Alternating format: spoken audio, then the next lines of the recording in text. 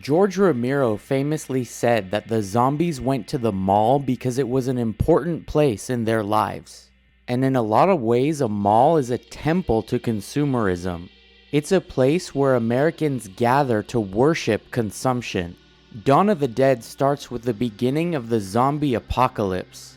Our heroes seek refuge in a nearby mall, which at first seems like a great idea. After all, a mall provides food, clothing, shelter, and lots of other products that people might want but not necessarily need. But unfortunately for our heroes, there are already tons of zombies inside this mall. But these zombies aren't actively hunting for people. No, they're just wandering aimlessly. They push their faces up against the glass of the stores, they ride escalators, and they grab products from the shelves. There's not really a purpose to them doing this other than the fact that it's kind of a ritual for them. They were so used to going here when they were alive and buying things. And this suggests something very unnerving, that consumerism is so deeply ingrained into our psyche that it persists even beyond death. But going back to our heroes, at first they seem very happy to have found a shopping mall. The mall has food, guns, entertainment. They almost feel like they've beaten the apocalypse because they're surrounded by these material goods. But even though these things help them to stay alive, they're not really enjoying it. Because while in the mall, they don't really build a new society, or connect with each other deeply, or learn or grow as people. They play games on the ice rink and in the arcade, they dress up with the clothes in the department stores, and they just start to pass the time as they become more bored every minute. The mall is giving them everything they need except for meaning in their lives. The mall also gives our heroes a false sense of control, because even though the mall seems to provide security, it still has to be constantly defended and maintained. It also attracts some violent outsiders, so the mall quickly becomes a liability more than a refuge. Our heroes are not really surviving so much as managing the inventory of the mall. And before long, the biker gangs come in and start looting everything. They grab jewelry from the stores, they throw pies in the faces of the zombies, and in a lot of ways they represent the absolute worst of consumer culture. Because they don't even respect the mall. To them it's already meaningless. The abundance of material possessions becomes so normalized that even the consumption itself no longer satisfies their needs. And for our heroes, the arrival of this biker gang just proves that the mall was never safe to begin with. Because a consumer space like a mall might seem like it's secure, but in reality it's really just a magnet for violence, because it symbolizes wealth and status. The bikers don't show up at the mall to attack the survivors. What they're really attacking is the idea of any kind of order.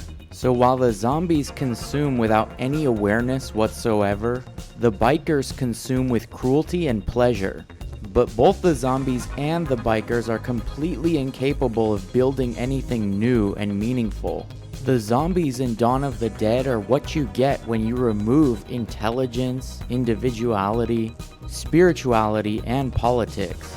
And what you're left with is pure economic consumerism. The irony is that the zombies become the most obedient citizens imaginable. The zombies are seeking meaning through possession. And this is not despite their lack of consciousness, it's actually because of it. They return to the mall without knowing why. They are conditioned by their routine instead of their thoughts. Oftentimes we shop for things not because we need them, but we do so out of habit. They represent order without meaning. And one of the biggest ironies of Dawn of the Dead is that it's actually the living who threaten these systems, while the dead are the ones who uphold it. The dead no longer need to be alive to participate in it.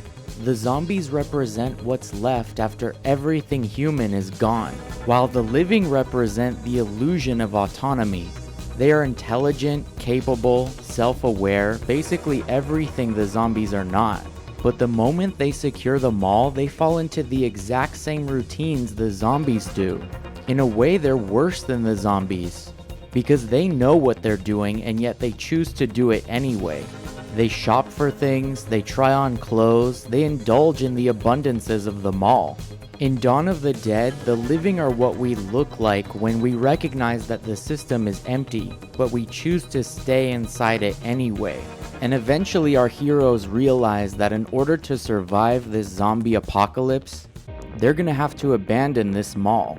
And so once they leave, the mall becomes a sort of mausoleum. It's a giant tomb full of objects that don't really matter. The freedom and salvation in Dawn of the Dead comes from letting go of these material things, not owning them. And one of the reasons this movie holds up so well is that it feels almost prophetic. Because even though shopping at a mall is no longer the norm, Amazon and social media have taken over.